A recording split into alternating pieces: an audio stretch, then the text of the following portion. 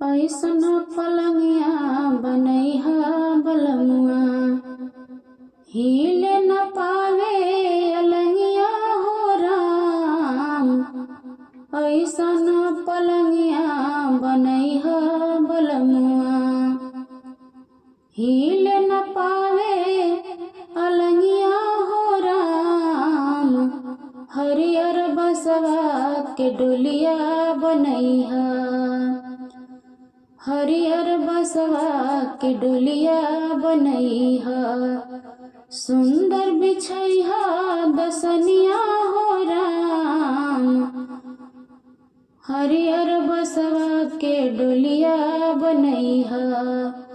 सुंदर बिछैहा दसनिया हो राम, हरियर बसवा के डोलिया बनैहा। तापर हम दुल्हिन बनी सोईब, तापर हम दुल्हिन बनी सोईब। ऊपर सतनिहा चदनिया हो राम, ऐसन पलंगिया बनैहा बलमुआ, हिले न पावे अलंगिया हो राम। ऐसन पलंगिया बनैहा बलमुआ। पहिले त रेशम के साड़ी पहिरैहा, नकिया में सोने का नथुनिया। अब कैसे भार सही है दहिया, मत दिहा मोटके कफनिया हो राम। ऐसन पलंगिया बनैहा बलमुआ, हिले न पावे अलंगिया हो राम। ऐसन पलंगिया बनैहा बलमुआ। चुन चुन कलिया के सेजा लगैहा, चुन चुन कलिया के सेजा लगैहा। खूब करिहा रूप के बखनिया, सुंदर चिता सजा के मोर बलमो।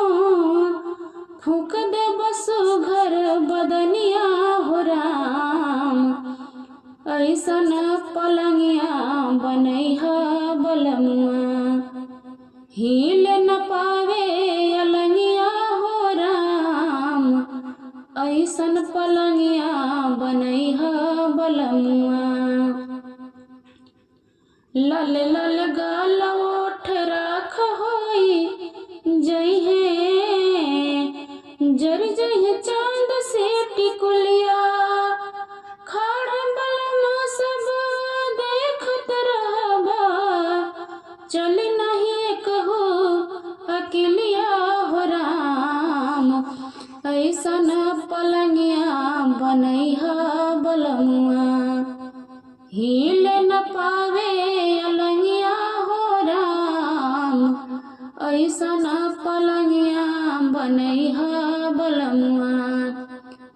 केकरा के तू बतिया पठैबा, केकरा के कहबा दुल्हनिया।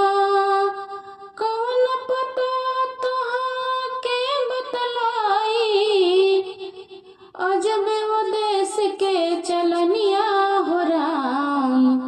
ऐसन पलंगिया बनैहा बलमुआ, हिले न पावे अलंगिया हो राम। ऐसन पलंगिया बनैहा बलमुआ, हिले न पावे अलंगिया।